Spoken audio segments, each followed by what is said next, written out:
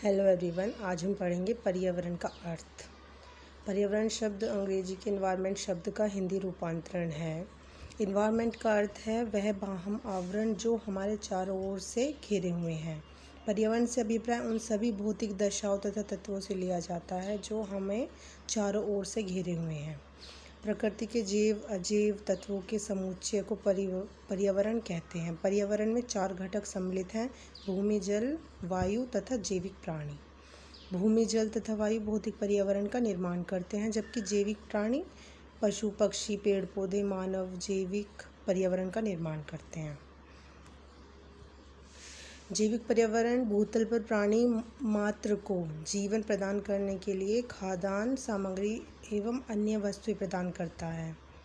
मानव वनस्पति तथा पशु पक्षियों के बिना जीवित नहीं रह सकता है। मानव शरीर की रचना भी इन्हीं तत्वों से मिलकर हुई है तथा जीवन की समाप्ति पर शरीर इन्हीं तत्वों में विलीन हो जाता है। भौतिक पर्यावरण के इन तत्वों के कारण अर्थात संतुलित पर्यावरण के कारण ही सौरमंडल में पृथ्वी मात्र एक जीवित ग्रह है, और पर्यावरण के असंतुलन के कारण अर्थात इन घटकों के अभाव के कारण ही चंद्रमा पर मानव जीवन असंभव है। हमारे वैज्ञानिक मंगल ग्रह पर भी प्राणी जीवन की खोज में लगे हैं।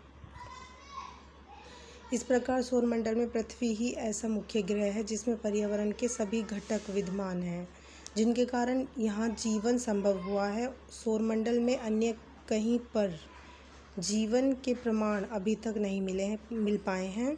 पर्यावरण के ये सभी घटक एक दूसरे को प्रभावित करते हैं, जिससे इनका विकास होता रहता है। सभी प्राणी, वनस्पति, जीव जंतु तथा मानव इसी पर्यावरण के अंग हैं, और मानव इस पर्यावरण की सर्वश्रेष्ठ कृति है। पर्यावरण के इन्हीं घटकों से मानव का पोषण होता है और सभी आवश्यकताओं की पूर्ति होती है। पर्यावरण की परिभाषा वुडवर्थ के अनुसार पर्यावरण शब्द का अभिप्राय उन सब बाहरी शक्तियों एवं तत्वों से है जो व्यक्ति को आजीवन प्रभावित करते हैं।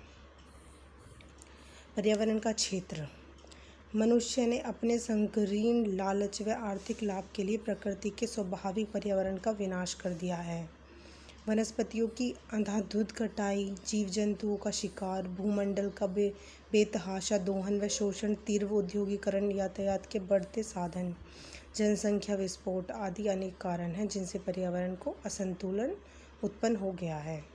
इस पर्यावरणीय असंतुलन के कारण आज न केवल हमारी सभ्यता व स्वास्थ्य के लिए ही खतरा उत्पन्न हुआ है, वरन संपूर्ण प्राणी जगत के अस्तित्व के लिए ही खतरा उत्पन्न हो गया है। सौभाग्य की बात यह है कि विश्व के चिंतकों का ध्यान पिछले कुछ वर्षों से पर्यावरण की सुरक्षा व सुधार हेतु गया है, और इस दशा में विश्व तथा राष्ट्रीय स्तरों पर विभिन्न प्रकार के कार्यक्रम चालू किए गए हैं, जिनसे पर्यावरण की रक्षा तथा उसके विभिन्न अवयवों में संतुलन लाया जा सके।